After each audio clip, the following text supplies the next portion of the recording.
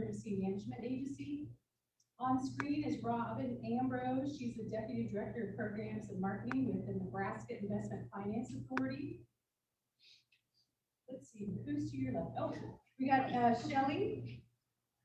I had to click my picture. Shelley Witt with the Department of Health and Human Services. Martha, I'm going to use your last name. Marfileño. And she is with Buffalo County Community Partners. Carrie Oliva with Nebraska Community Action Partnership. We've got Matt Morris with Buffalo County Community Partnership. He's not speaking unless we tease him and make him speak up. We got Sherry Clark of the Jubilee Center here in town. Michelle Chacon, the Marketing Manager, Director with Buffalo County Community Partners. Wanda. And Haley. Fedorchik, thank you, and Haley with Buffalo County Community Partners. I think I've introduced everybody. Sorry, and I lost your name. Great, and he's a summer intern with Salvation Army. All right, well, we, as you can tell, are pretty casual people, so we'll keep it casual, but we want to make it informative for you. So at any time, let us know, and we'll slow down or help you find your way as far as where to find some of this information. And I'd first like to introduce Chris Schroeder. He's with the Nebraska Emergency Management Agency. We became very acquainted during the flooding 2 years ago. And he's here helping us out with the pandemic. And I'll let him and Robin take it from here.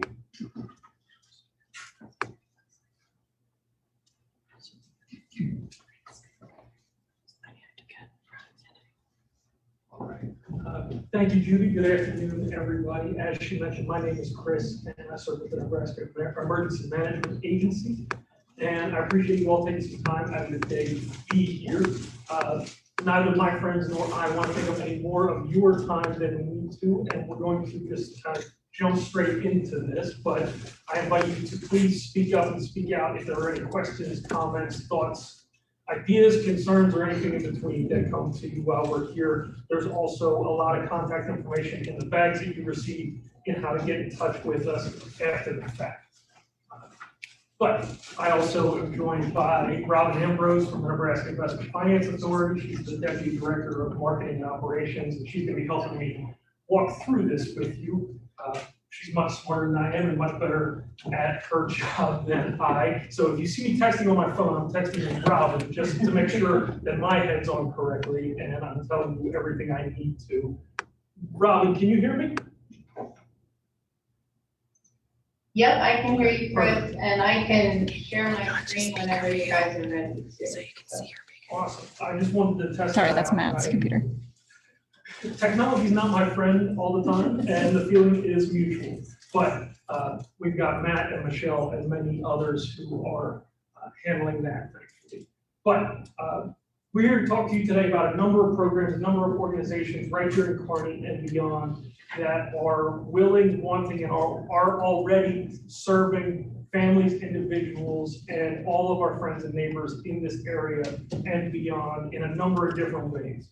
And most notably, the Emergency Rental Assistance Program, yes, but you're going to be hearing from a number of different folks in a number of different fields in how to help not only yourselves, but perhaps the tenants and families that you're working with daily as well. You very well may already be intimately familiar with the Emergency Rental Assistance Program, and if so, excellent. We are glad you're here. We want to hear your feedback. If not, we're going to do our best to give you a bit of a crash course, an entry point into the program itself, how to get involved, how to apply, and what all is involved in that process.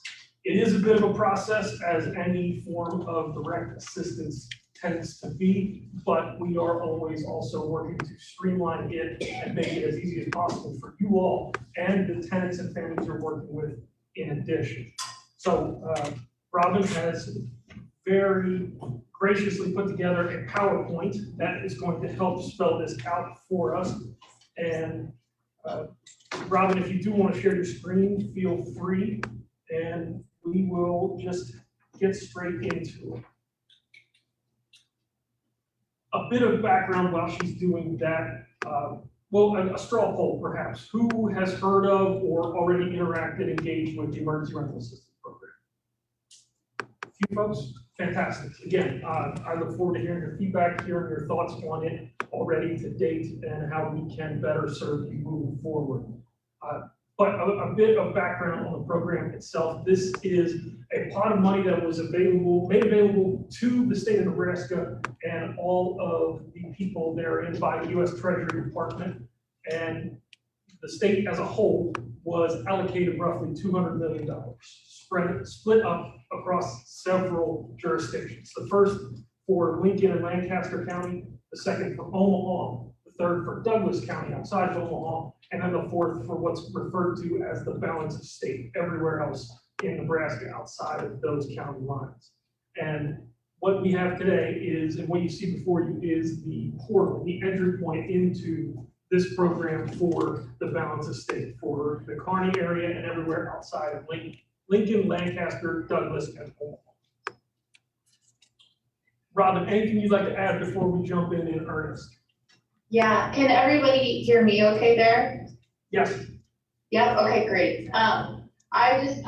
This is the demo site, but this looks exactly like the real site. I just wanted to, and I'm not sure how many people raise their hands and are familiar with it, but if you haven't been on here yet, you would go right here to create a new account. And if you already have created an account, of course, then you log in. And I'm gonna just do that really quick so you can see what the initial, oops, maybe.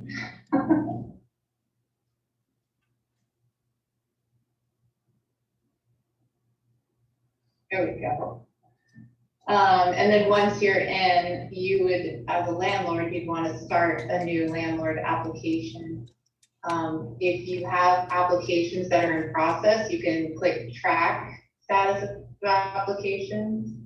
And of course, since I've been messing around in here, I have both tenant applications and landlord applications, but the landlord applications would show up over here, and it would show what stage it was in. So I have a couple that are in draft form here. And then of course, one that I've actually submitted that is pending for the tenant to match up with the information, so.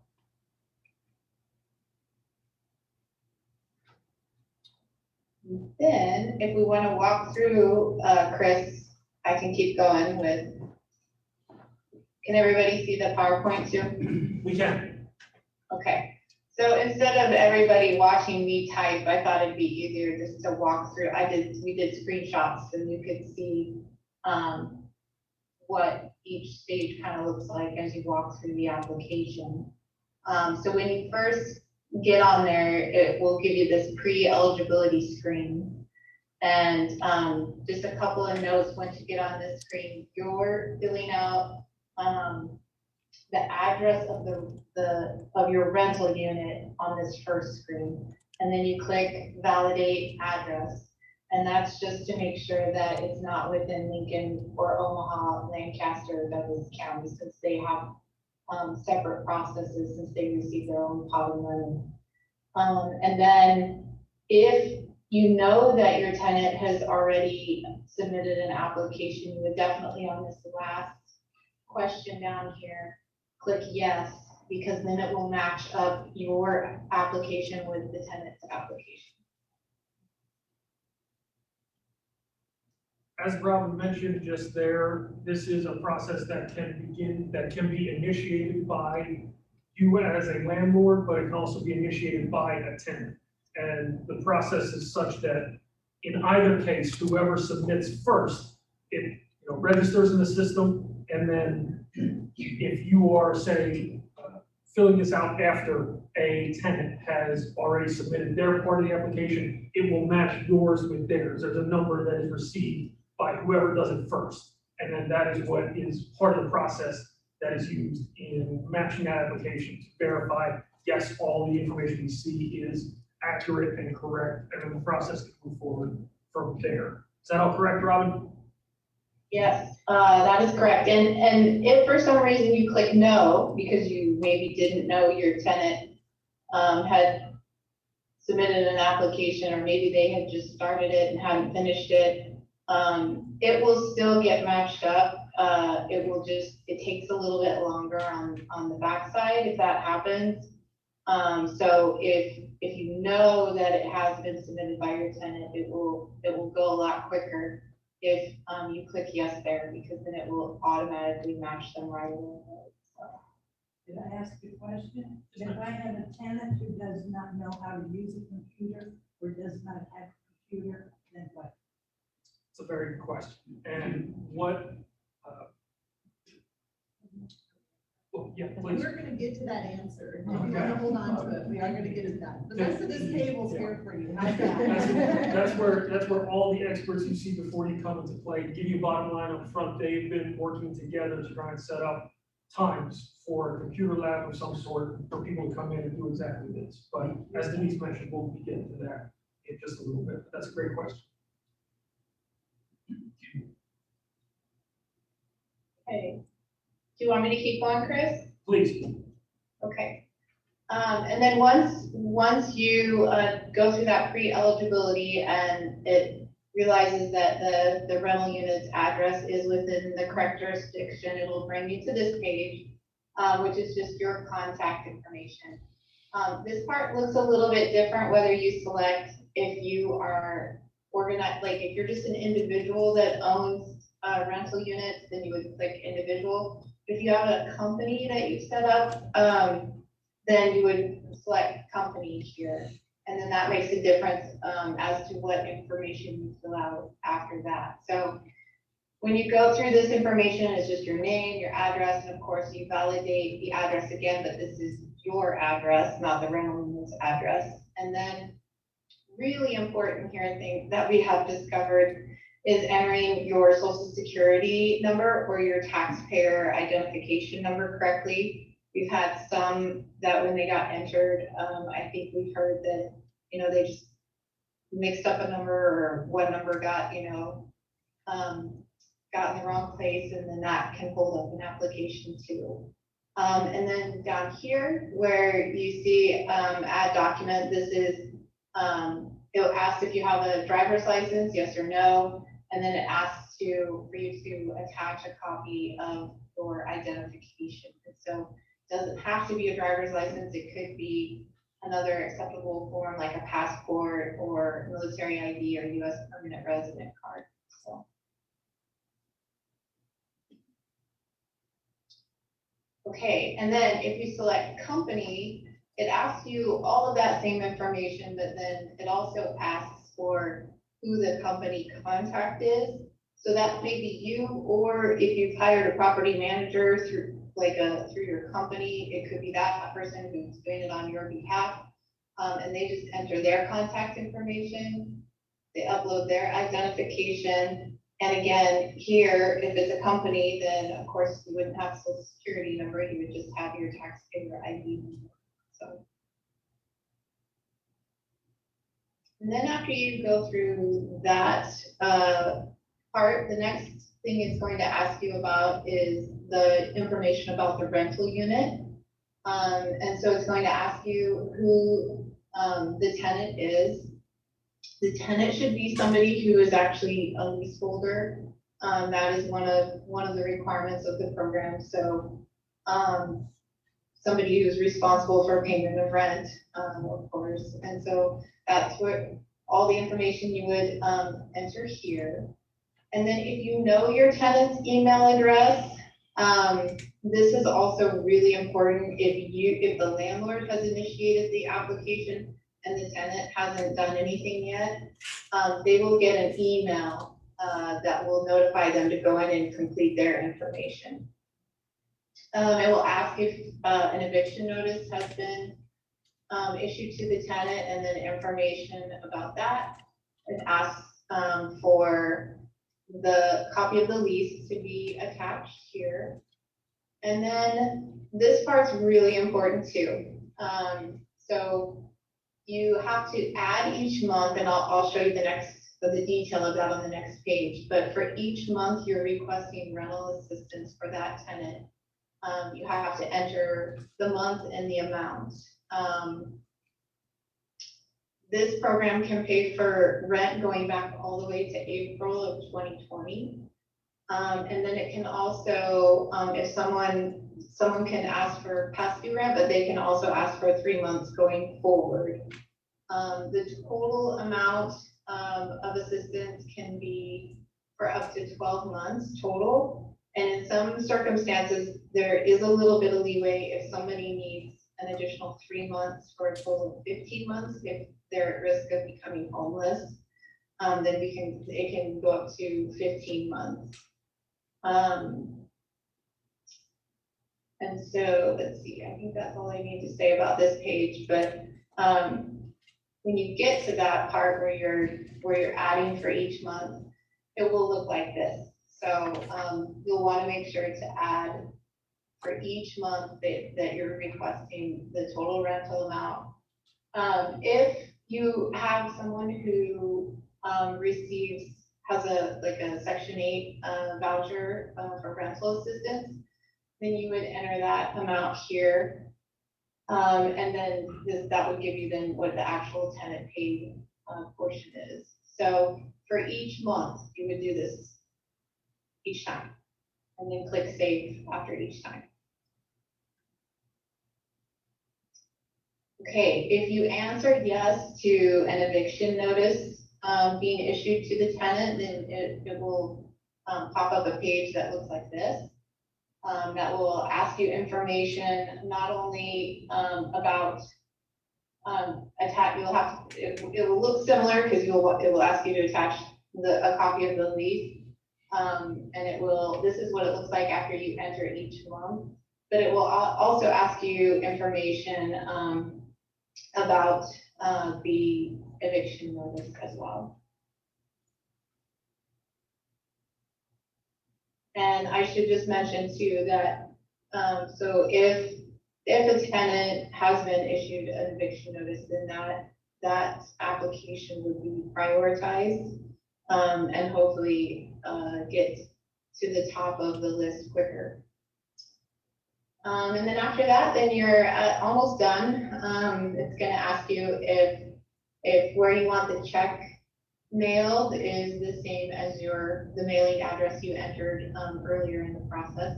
If you want it sent somewhere else, this is where, if you click no here, it would ask you for what address you wanted it mailed to. And then after you do that, then it brings you to the last and final page. This is all of the attestations and all of the certifications that you electronically sign. One thing I just want to note here that's really important is that if you are accepting rent through this program, then you're agreeing that this is, making you whole for the months that you're being paid for, and that in the case of, say, like if someone was asking for 3 months going forward, and so they're asking for like May, June, and July, you're agreeing here that you will not evict them during those months, since you're being paid for those months. So, and I think that is the last page. And so I will just turn it back over to you, Chris, but I'll just mention, I guess it's important to note that NIFA, the organization that I work for, this is not our program. We aren't running the program, but we are trying to do education and outreach for the state for this program. And so we're trying to do that linkage between the third party that created the application portal and reviews the application, and then everybody who's needing the help. So we do a lot of legwork and try to make connections and try to get answers for people. So don't hesitate to ever reach out to us.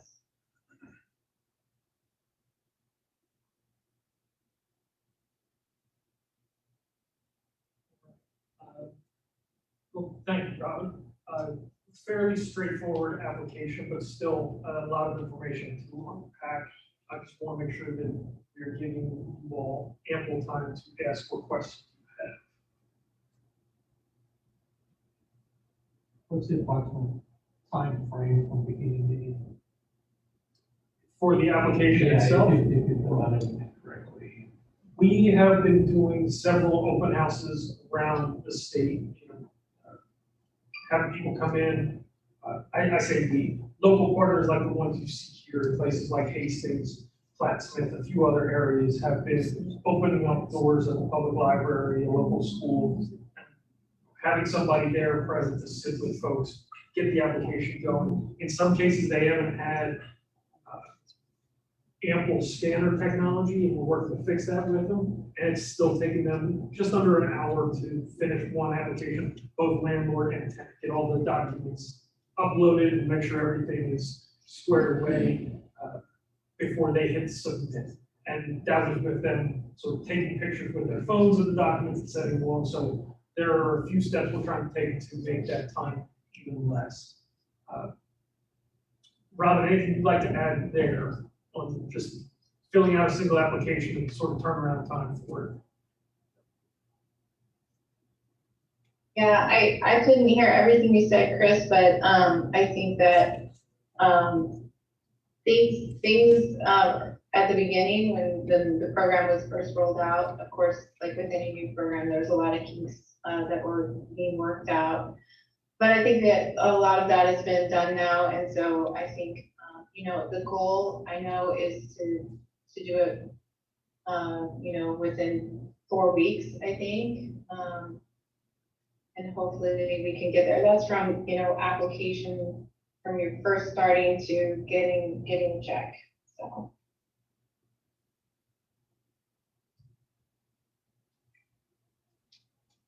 And then in each of the bags that you received, on the back table is this flyer for the program itself. And then at the bottom is the main website for the applications. And you saw coronavirus.nebraska.gov, as well as a phone number for the call center that is set up Monday to Friday, 8 a.m. to 7 p.m. with folks who are always ready to answer questions and help troubleshoot problems. Yes.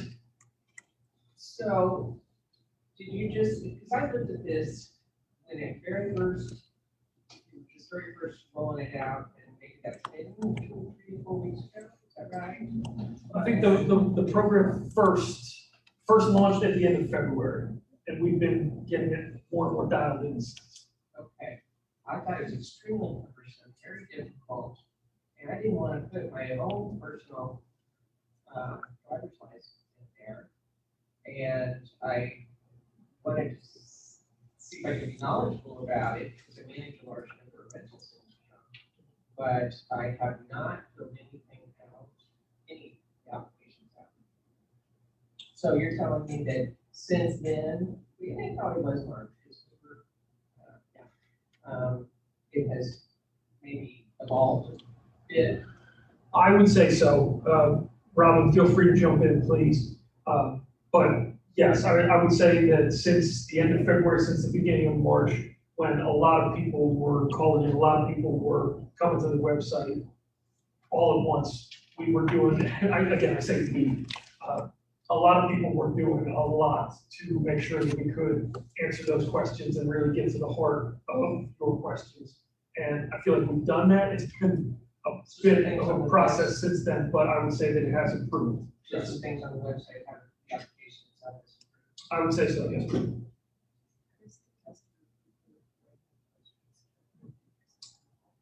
Yes. My apology. We do have a recording and Facebook and other things, and I've done a poor job in reframing your questions for others who might not be in the room to hear. But I do appreciate your questions all the same. I would like to hear more though, if you do go in and find it still to be cumbersome and difficult, if you have some specific thoughts on how to improve that. I know Robin, and others would love to hear more of those ideas. Well, I was on for 2 hours last week with 2 different people on the 800 number. I couldn't even get the account set up. So, you guys have got, this is ridiculous. Who's going to pay me for my 2 hours of time? And the people on the other side of the room, one told me I don't know what I'm doing, and my God, you can't When you're setting up an email, comes all you're doing. How difficult can that be? And, the other one, I don't want to knock 12-year-old kids, but God, I thought I was talking to 12-year-old kids. I mean, it's ridiculous. I mean, it's a waste of time. One of the things we've considered doing, I guess the question, let me reframe it, very challenging, 2 hours spent on an hour application, and just extreme frustration. I think I can Well, I reframe. didn't even get an email account or get the thing set up. I mean, they'd send, I'd fill in what they told me to do, and then they'd send me a passcode, and then I type that in, and nothing wouldn't take. One of the How things many times you have to do it? One of the things we've thought about doing, we thought we'd start with this presentation just to do an overall of what the process is. But we also have the opportunity to do a clinic where we can sit down and actually help people through the application. So if you were willing to try that, we'd sure be willing to help support you and get that application completed too. And that we would learn from that too, of what all those challenges are to help others, so it's not as frustrating to others. It's not perfect. You totally know that. I appreciate you sharing that, sir, and I would love to hear more about that, perhaps, once we're done here, just one-on-one, get to the heart of that and help move the ball forward. And any of us would be willing to sit with you and just see it while you're seeing it, so we can call the people we know in Nebraska at the state level. So if you'd be willing to meet with one of us at our office, we'd be happy to help you that way too. We Well, bring the treats other too. We maybe can't pay you for those 2 hours. but The other thing is they're supposed to, I don't know, he said he was gonna take it to the level higher, his terminology was. They're supposed to get back to us within 72 hours. That was Thursday afternoon, haven't heard a move from anybody. And I assume they probably didn't figure Saturday and Sunday being 72 hours. But, it's 5 o'clock Friday or Monday now. I'd say 72-hour time period is probably up. Will you stick around after this event and we'll get your name and number and see what we can do? That'd be awesome. Well, I'm gonna go ahead. Do you have any other questions for Chris? And then we'll come back if you guys think of anything. Let me introduce, thank you, Chris. Thank you, Robin. Introduce Denise Zwiener, and she's from Buffalo County Community Partners, and she's gonna talk to you a little bit about some things as well as introduce her team.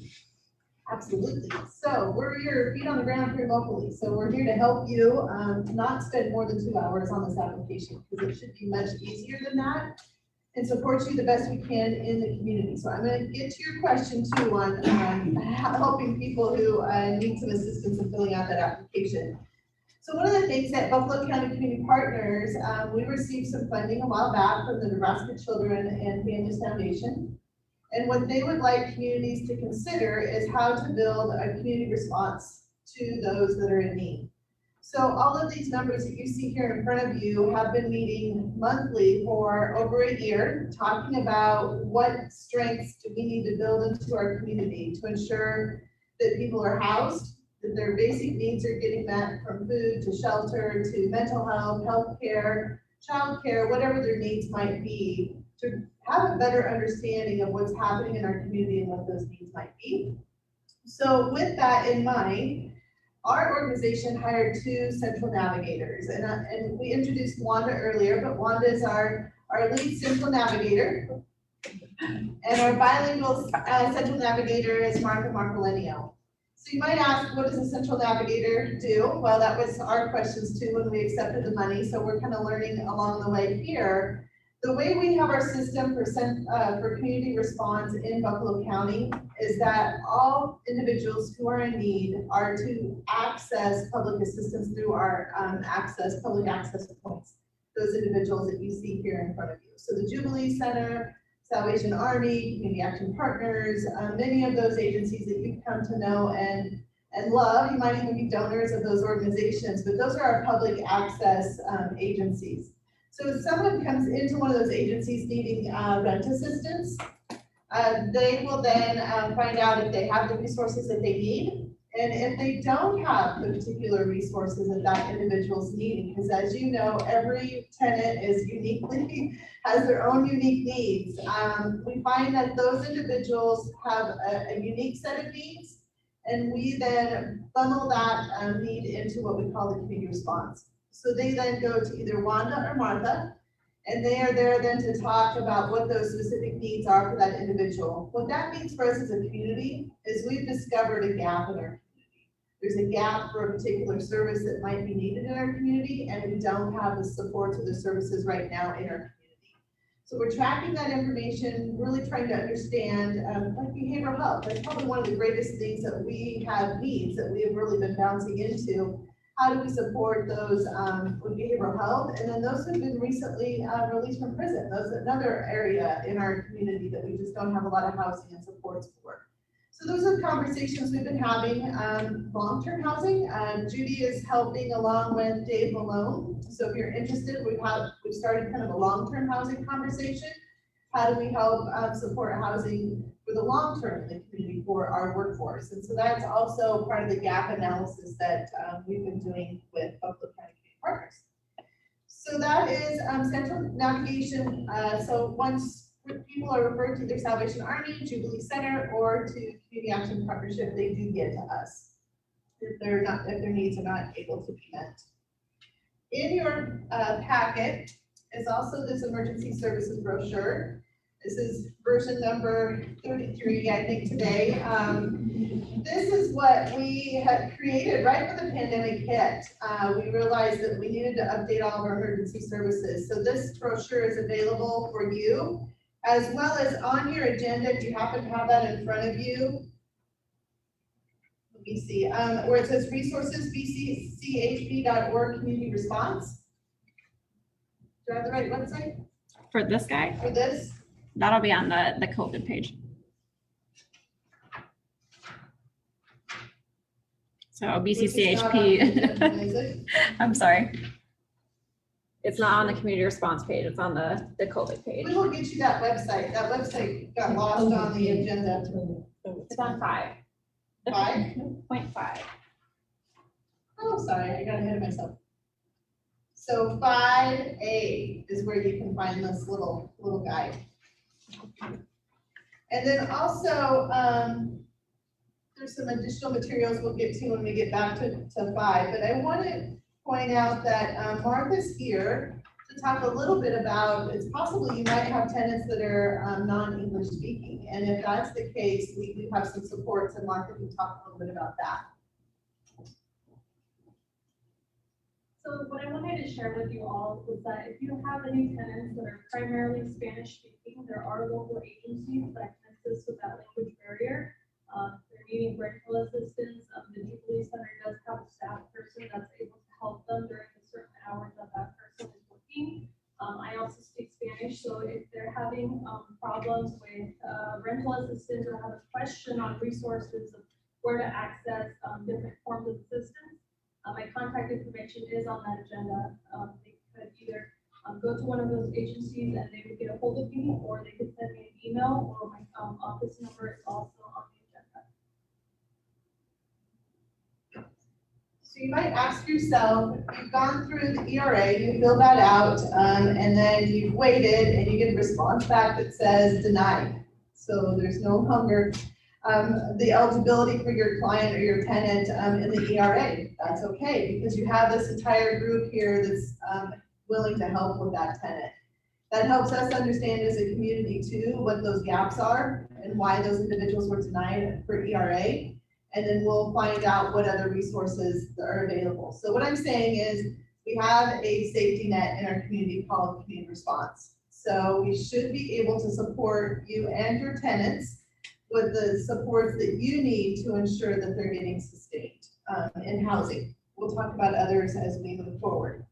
So up here, we have a box of thumb drives. One of the gaps that we've been hearing is many tenants do not have access to a computer.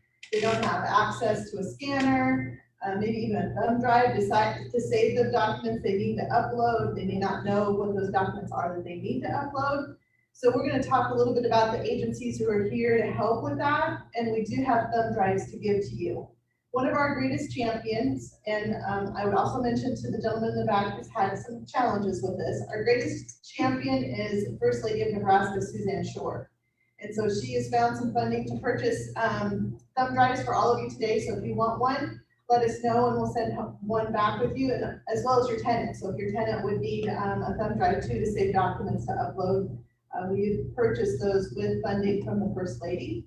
And she also is very interested in knowing how this program can be improved, because we will continue to have challenges in the state of Nebraska, and helping to learn how to overcome those barriers is really important to her. So just know that we are here to help, and if there's more that we can do, just let us know.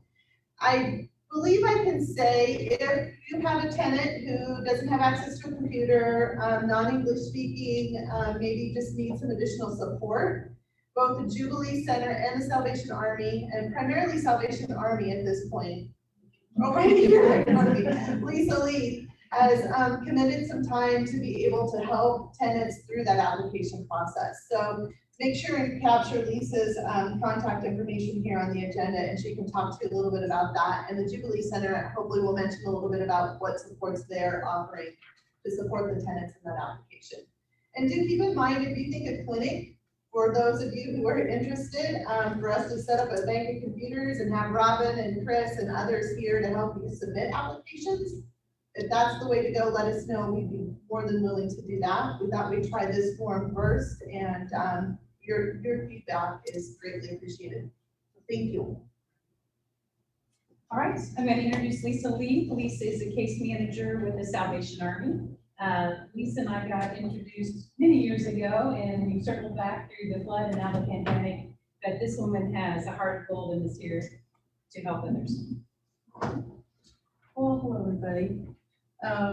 So yes, I am the case manager of the Salvation Army, and I just wanted to share with you some of the things that we can help with.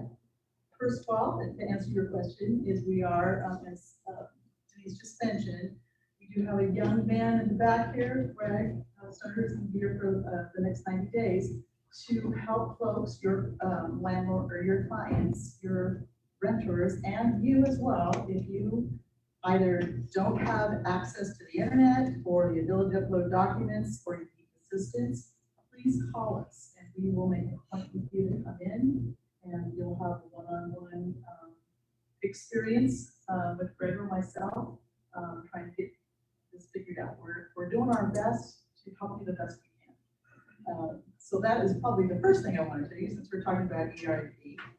But additionally, we always can help, I shouldn't say always, we can usually help with rental assistance. The reason I say usually is because we do have funding parameters. So normally we help folks that are in an emergency type of situation. In other words, something's happened in their life. Right now, the big thing is COVID. But before COVID, there were people who had emergency situations as well. So usually we can help folks, you know, our normal limit is once a year with a maximum of 3 times in a lifetime. But with COVID, we've gotten some additional grants. And so the rules are not at this time so hard and fast.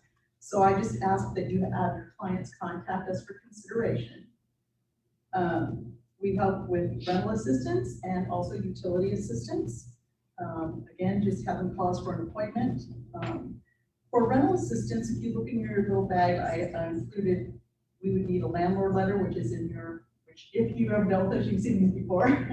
Although Sherry and I recently, we used to have separate ones, and now we're using the same one, so you don't have to fill out one. So we're trying to help. And we do ask for a W-9, and actually you probably may have filled out many W-9s. We're actually just talking today about maybe trying to come up with a plan so we can just fill out 1 year, unless you have some sort of situation where your address changes or something like that.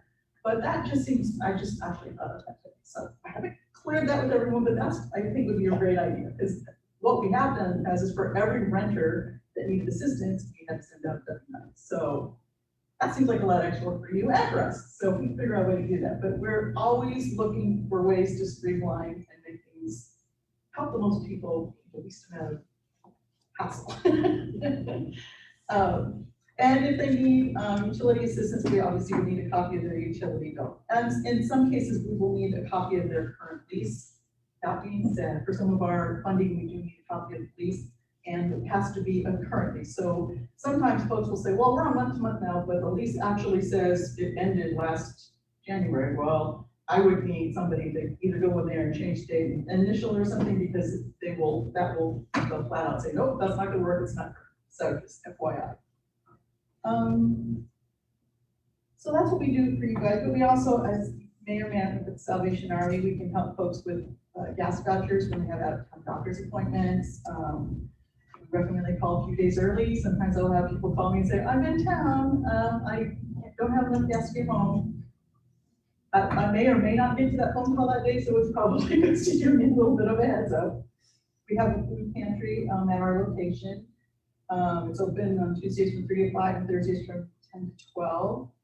In pre-COVID times, people were able to access that once a month, but because of COVID, we've changed that now to once a week.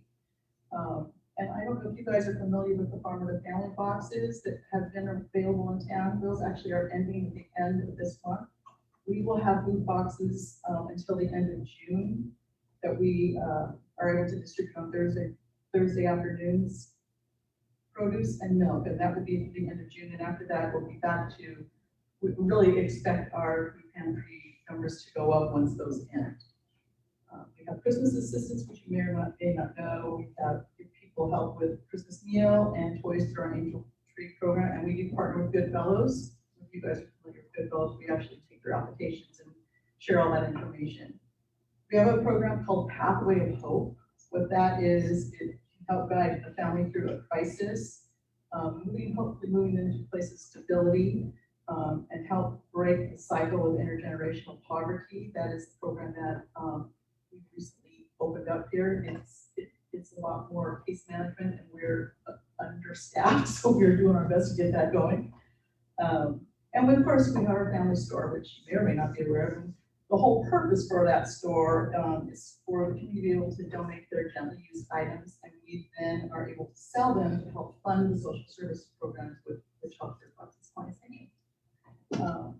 We can also write vouchers for families that are in emergency situations that can use some items that we carry. So for instance, if we have a domestic violence gal who's basically gotten out of a domestic violence situation and she's left with only the clothes on her back, we can maybe put her up for a couple of days. We can figure out some ways to get her into housing, and she needs clothing. When she does get into housing, she doesn't have any pots and pans. So those are the kinds of things that we can help with from our store. And I would just say that in the COVID situation that we're in right now, these are the things that we normally help with. But if someone has a need, please have them call us. It may not be in our list of specialties that we usually help with, but we can either we know someone that can help them, or we will do our best to figure something out. So please send folks our way. Does anybody have any questions for me? So if they have a tenant that's having issues, just call your office and you'll set an appointment to work one-on-one with them? Yes. And are you able to help people that are not US citizens? Yes. Yes, we can. And everybody, there's a lot of government funding that doesn't allow that, but we are not generally government funded. I did want to say, and I think Chris said this at the beginning, but the ERAP program is for folks who have been affected by COVID. And only for folks who have been affected by COVID. That doesn't mean that they have to have had COVID, but they have to have been financially affected. I have funding that is that way, but I also have funding that is not that way. So they don't have to have been affected by COVID and come for us for assistance. That makes sense.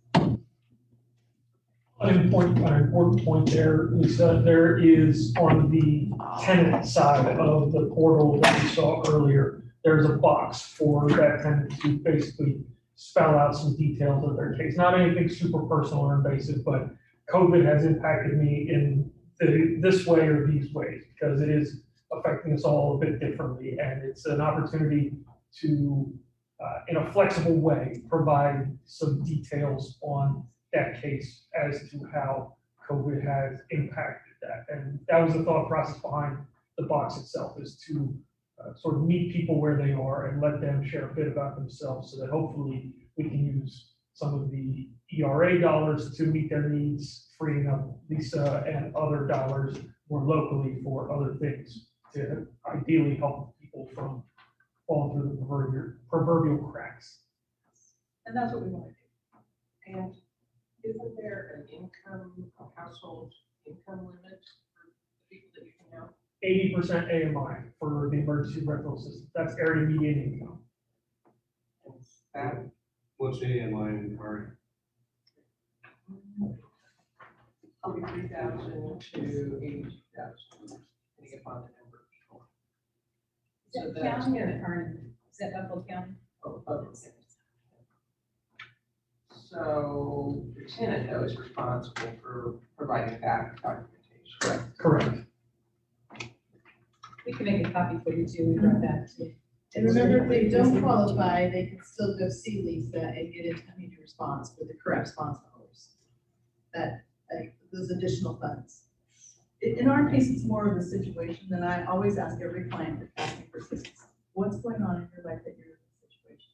And I'm not saying that to get into their business, but you know, a lot of what's going on in your life depends where the funding can come from. Yeah, I'm here to do case management, so I'm not just here to, say, oh, here, explain what's going on in your life, how can we help you in other ways? What kind of work are you working? How can I refer you, what other kinds of things in our community can help you?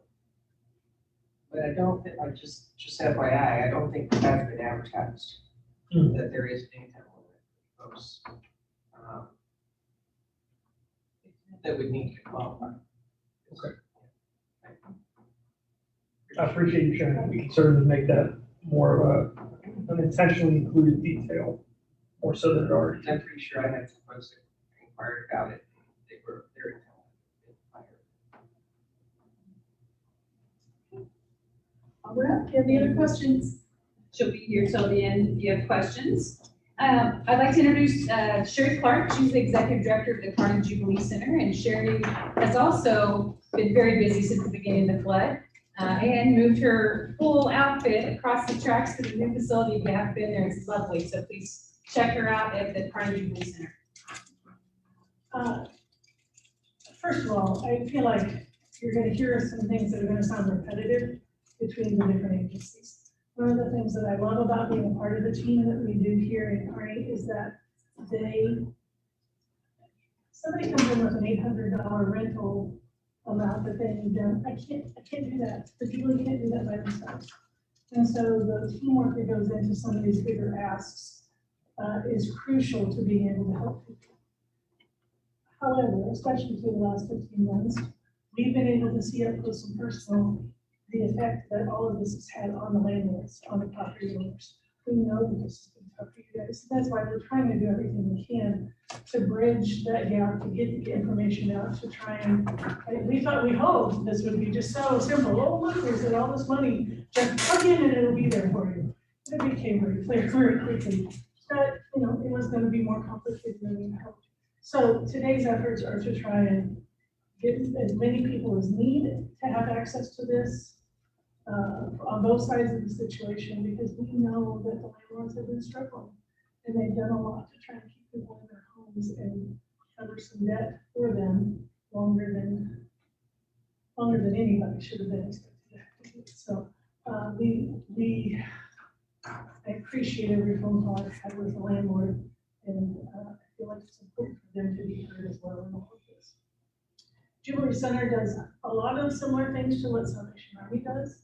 One extra, our pantry is open more often during the week, so that makes our offices a little crazy. So what I'm offering in the way of application time for people to come in and use our computers and for us to assist them would be more conducive on Saturdays.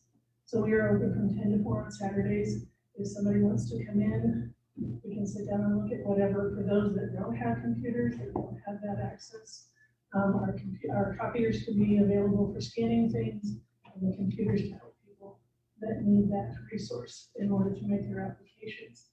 I know a few things that I heard from some of the renters applying was that they didn't always have an email for their landlord as they were going through that process, and that seemed to be an important key. So we're going to try and do what we can to make sure that if that's not something the landlords thought was important to have in their life, I think usually it's the individual, they only own a few properties and maybe aren't real tech savvy themselves, that we run into that. But The thing that I've been hearing from renters is that if they get in there and they get the application made, that they, if something's not right, if something's not complete, the folks at the other end are calling and making connection with them and saying, hey, we need more information about this, or this wasn't quite right, and can you do? So we're hearing more back and forth in order to keep those applications moving forward. And that was very encouraging with all of this for us. Also, we've started to hear that some that had applied are getting, some of the landlords are getting money, some of the utilities are getting money. That's always encouraging as well. So just to reiterate one more time, this stuff, these funds are there for COVID connected situations. We're trying to listen, ask the questions as they're coming in. Does your situation fit? And then plug them in to those funds first. Because some of the asks have been huge over the last few months, and we've done a lot to cover a lot of money. But right now, if the ERA funds could be used for those situations and allow us to use what we do have at this point for ones that it isn't COVID, it's just, the husband had heart surgery, or there was a car accident, or there was, the funds that we have here locally can be used for that. But if we find that we put somebody through the process, we will keep in touch with the landlord, we'll keep in touch with the tenant, and try and help them find the funds that they're denied here locally. I included just a one quick page sheet of things that the Jubilee Center offers, things that we have available. If you have any questions about any of that, I will also be in more than happy. Thank you. Yeah, so Martha, the total number that helps acquire in housing is 100. I know it's like over 170,000. 170,000 since a year just in housing that we've rented out of that community response. We started out with about $200, $300 helping, and now we've gotten some that are well into $10,000 depending on how many challenges they've had. We've had some, they've gone through the flood, they maybe have illnesses, and then they got COVID, and then a family member got COVID, just things to snowball. So we have had some significant requests. And then the ERA has given out, do you remember those numbers off the top of your head? Lincoln, Lancaster have allocated and awarded close to $3 million. Douglas County and Omaha about the same, and then a little bit more for the balance of state, close to about $10 million so far to date. And there's how much in the fund? About 190, give or take, 190 million. So everybody apply. So we want to use ERA first because our dollars are much smaller, but we want to make sure that we use those dollars first if we can. We don't want to lose them. Yeah, we don't want to give them back, right? So I'm going to introduce you now to Shelley Wick. Shelley is a community sports specialist with the Department of Health and Human Services, and she wanted to tell you a little bit about how she can help wrap around her services for your tenants. Hey, everyone. So the programs that Health and Human Services have available to help are not tied to COVID. So we were able to expand our programs both through the flooding disaster and through COVID. We've been able to increase the numbers of people eligible for our assistance, and some of them, their income level that we can accept a big increase in the amount of assistance that they can receive is increased. So even though we don't require COVID to be a factor in determining their eligibility, a lot of our programs do have a crisis component to that. And the one that would most likely affect landlords would be our emergency assistance program, through which we can make a rent payment. This is a tiny rent payment compared to what ERA can make, but if it is somebody who has 1 or 2 months that they're behind, we're encouraging our clients to apply for that in addition to other resources in the area to extend the availability of that ERA.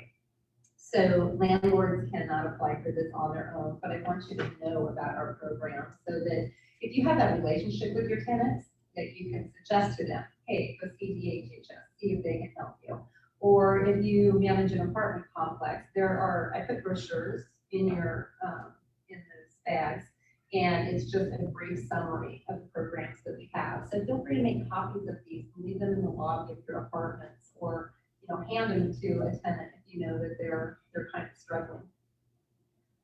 With the emergency assistance program, we can do more than just rent payments. We can make utility payments, we can purchase food, we can do a lot of different things. That program is only available for families that have children in the household. Okay, so if they qualify, and we are going to make a payment to the landlord, like all of the other programs, we do require you to have a W-9 on file. And so I did put one of these in every bag also. And I encourage you, like, if you were to fill out a W-9 for our agency, and then 6 months later, a different tenant needed assistance, we'll still have your W-9 electronically recorded, so you don't have to fill it out once for us unless something changes. The other types of programs, though, that are not direct payments to landlords are, we have cash assistance programs that is a payment made directly to a very low-income family with children in the household, or an aged person, 65 or older, or a person with a disability. We have energy assistance, so we can help them on an ongoing basis with their heating bills. We have medical transportation, so they don't have to pay for public transportation to get to their medical appointments.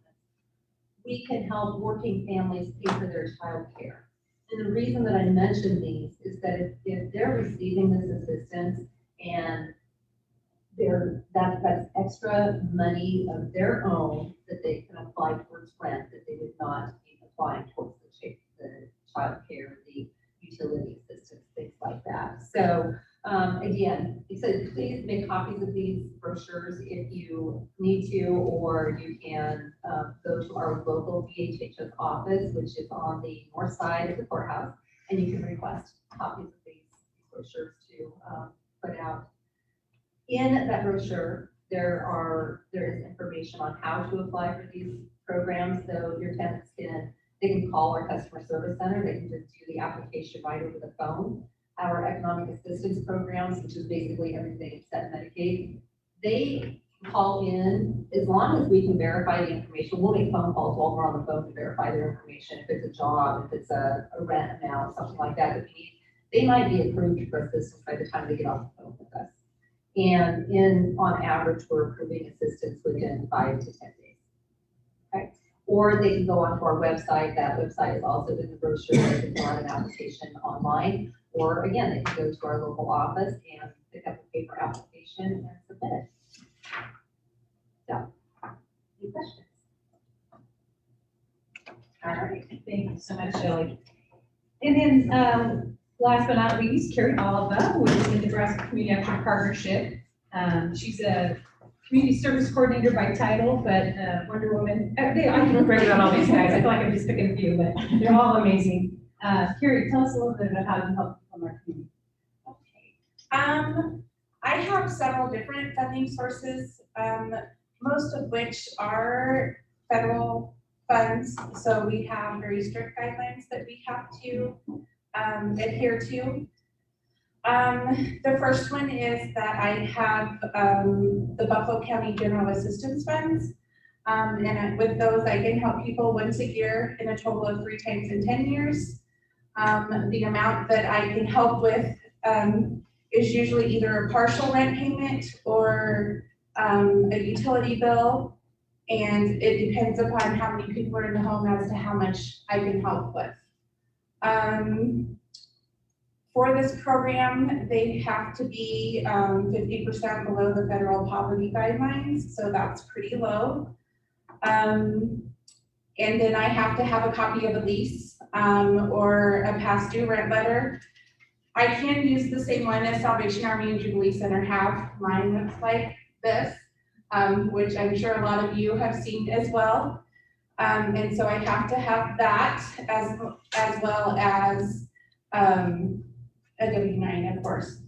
And I have a giant notebook that I try to keep a copy of all the W-9s I get so that I don't have to ask for one every time. But some of the landlords that we don't work with very often, we'll still have to reach out and get those. I also get some United Way funds. And that's a smaller amount that we can, help with rent or utilities.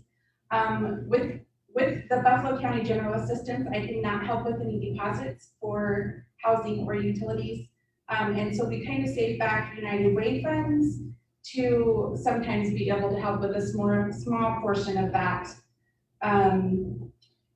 We also got some COVID CARES funds. And so with those, the family has to be directly affected by COVID. We have to be able to prove through an employer that their income was affected. With that, I can help with up to $500 towards rent or utilities. And with those funds, we can help up to 200% of federal poverty guidelines. Again, I have to have a copy of a lease or a landlord past due rent letter and the W-9. And all of our programs also, all the payments are made directly to the landlord or the utility company. And so that question comes to us a lot as to when the funds will be, when they'll get the funds and if the renter or the landlord receives them. So we always send them directly to the landlord or the utility company.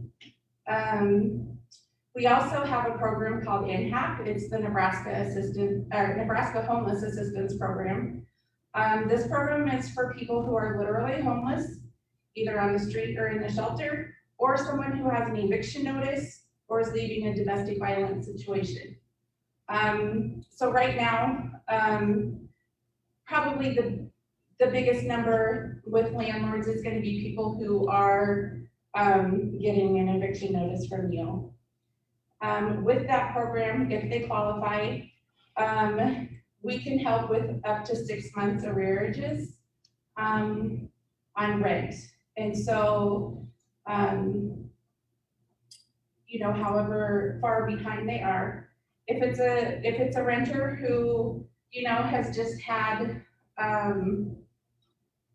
like a major health crisis in their home, someone who has lost their job, someone who is generally a good renter and just had a bad situation come around. If you're willing to let them stay, if you've given them an eviction notice, but you're willing to let them stay if they can get caught up on your rent, these are the people that we can help with that program, and help them until they get on their feet. If they're literally homeless or they have an eviction notice, to get them housed, income isn't a factor.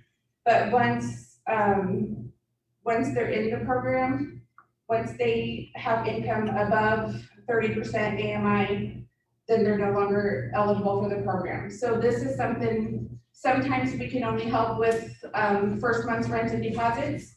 Sometimes average, I would say, is 3 months, depending upon what their income is. In some cases, you know, we can go longer than that as long as they're under that 30% AMI. We also got a lot of COVID NHAP money. So if they have been directly affected by COVID, this is a program, especially if they're denied for those ERA funds, definitely send them our way and hopefully we can help them get caught up. Because we got a pretty big chunk, but we have to be able to prove that it is COVID related. So I kind of gave you a little packet of things in your bags. My business card has my email, my phone number, everything. If you have any questions, I put in a handout of kind of all of community actions, different programs. This might be a little bit outdated. We're getting ready to print new ones. But we have a lot of different programs to help folks. There's another one in there called All Doors Lead Home. This is for literally homeless people. We put them into a system and it's called coordinated entry.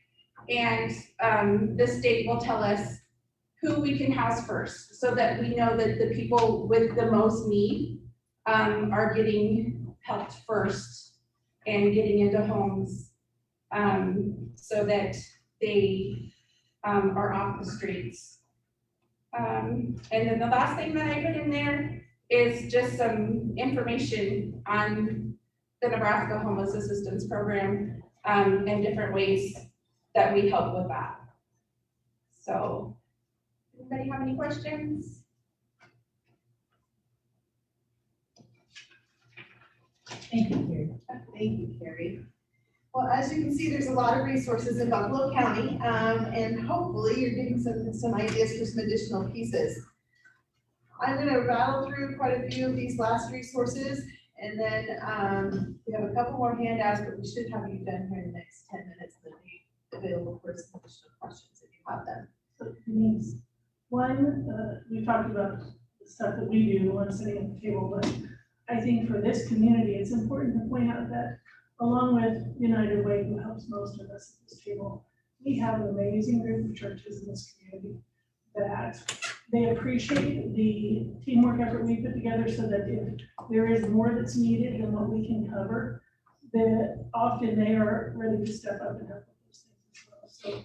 So we have a group of churches in our community that we can be very proud of. Thank you, Sherry. That's so important, and that's really kind of what the feel I wanted to share with all of you. We're all residents of Buffalo County, or around Buffalo County area. We're raising our families here. We know how important housing is to all of us. We are all in this together, and so I think just finding ways to support each other and helping each other through this is really what we're wanting to express to all of you. Please tell us when you have those hardships and are having a hard time making those connections. We are having conversations routinely, and the more that we hear what those challenges or unmet needs are, the easier it is for us to find solutions and to send those needs up a little bit higher. We now are sending notes to the First Lady that we know is going across the governor's desk every week. So we know that your input is helping and changing the way services are being delivered in the state of Nebraska. So what you've heard quite a bit of the resources that are non-COVID. Buffalo County Community Partners and Community Response is also here for the long haul. The resources that I mentioned earlier can be for non-COVID and COVID. And so what you'll see right there on 5A is a website that we started a year ago that has all the COVID-19 resources on it. We are now in the process of converting that to a general resource link. So all of the information we shared today will be on that landing page very soon if it's not already on that landing page. We already talked about 5B, that's where you'll find the Housing Emergency Services brochure. Very new to our community. If you have not heard of MyLink, if you've been to Lincoln and you've Googled MyLink, there is an app that is now available for Central Nebraska. And this is also in your packet. We've been working along with partners at the University of Nebraska at Kearney to populate. This is an app. You can type in housing, you can type in homelessness, food, all the agencies that you see up here, their information will pop up. So it's a great resource tool for you to use and also to give to your tenants so that they have that in hand, or for you to look up resources that they may be needing. Additionally, you have this in your flyer or in your packet, and I want to just take a couple minutes and talk about this Buffalo County. It's called a Guide for Housing Options in Buffalo County. What we found out when we started all working together is every one of these agencies at this table was keeping a list of potential landlords who would be willing to support those looking for housing. So these are the landlords that these ladies reach out to when they need some help or they're trying to house somebody. They have relationships built with those landlords, and they have their own list that they've been developing. What we decided as a group is to develop one list where we combined everybody's landlord list or property managers onto one information sheet that can be handed out to tenants. So if we have someone coming in near homeless or homeless, this is information we would actually hand to them and say, please look to these individuals or companies in our community for housing support. If you're not listed on this and you would like to be listed on this information, please see one of us and we'll make sure and get you added to this housing list. But this is what's going to be distributed throughout the community to individuals who are walking in the door. And I don't know, ladies, is there anything else you want to add to that list? All right. Let's see. I also wanted to bring you back to item 2C. We kind of slid right over that. We asked for a list from the state that was just resources for landlords. And this was the website that they gave us and said this is the best list of resources for landlords is at housing.ne.gov. So make sure you keep track of that. The housing moratorium will be ending June 30th. I will tell you, all of us will get really, really busy about that time because at that point, people need to start figuring out what their plan is, right? And so just know that we're here. We have not heard if that's going to be extended again or what that looks like, but hopefully you have a name or a contact, an email, a phone number. Just contact us. We're going to be willing to help you, however, to get people housed and supported in our community. Because again, we're all in this together. The last piece that I wanted, or a couple more pieces, I wanted to mention that Sherry started to talk a little bit about this. As individuals are coming in seeking services, we're also wrapping around individuals of coaching and a referral process. So if individuals need just a little bit additional assistance besides just housing, the coaching option, they could get a referral to Compass or to Families Care and meet with a case manager at once a week, twice a week, whatever they might determine, set goals of what that sustainability might look like. And so those are some additional pieces that are coming to the table from community response. I think that was all my to-do list. Did we get all the resources out there? All right, my last question for you. There's an evaluation that I believe you all have in hand, is that correct? Would you please complete that evaluation, leave it with us? The one thing, if anybody would be willing to share fairly quickly, what unmet needs do you continue to see in the community as it relates to housing? What unmet needs do you currently see in your community in relation to housing? If you don't feel comfortable sharing, that's one of the questions on the evaluations. If you do feel like sharing, we'd love to hear. Well, it's not new to you, I don't think, but we do hear that housing in Kearney is expensive. Thank you. We are hearing that, and that's one of the things that Judi and Dave alone are gathering some people together to really talk about. And Chris, I'm sorry, Chris is on that team too. Chris has been bringing some federal resources and state resources into that conversation. Thank you for sharing that. Other unmet needs that you see? Are there unmet needs you're aware of that perhaps are not related to housing? Like transportation and mental health. Transportation, food, other expenses that you're hearing from tenants that they're having trouble meeting? Probably the biggest. Work after 5 o'clock on the weekends. Childcare? Yeah, childcare. Well, on the weekends especially. Weekends and after hours.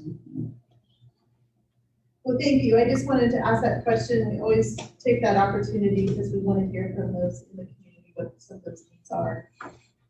Judi. Okay, well, I get to wrap up. That's kind of fun. They do all the work and I start and I finish it. Questions? Do you guys have any questions? Can you baffle this team? I don't want them to get away thinking this is easy. Yes, One Tom? thing Denise said is, when you talk about lower income housing needs, there's a lot of Section 8 in Kearney, I think. And I was curious if you knew the number. I think there's 1,000 units, not close. I've heard, I used to know, but I'm not informed enough. Those are all to say it. subsidized. Yes. So do you think we have a need for, Well, not necessarily more, but if you don't qualify for Section 8, you still can't afford housing? well, then you go to these resources you guys mentioned. But they're not forever, they're just for emergencies. Temporary. One of the things that we did put into place is we contracted with Jeff Enns, an attorney in town, especially for those that might be losing their Section 8 due to an eviction, to ensure that they keep that Section 8 voucher, because once you lose that, that's going to be a pretty significant challenge in the community. So we have been doing a little work in that area, but Kearney Housing Agency's on our team, and I'll ask some questions about that. We can maybe talk a little bit more about that. Anyone here have property outside of Kearney in the city of Kearney, like somewhere else in Buffalo County? We're all Kearney people. Anything else? Questions? And we'll stay up here if you want to visit with us individually, or if you have anything you want to see if we know, or if not, we'll get you some answers. We just appreciate your time, and I know sometimes you feel like the bad guys and gals.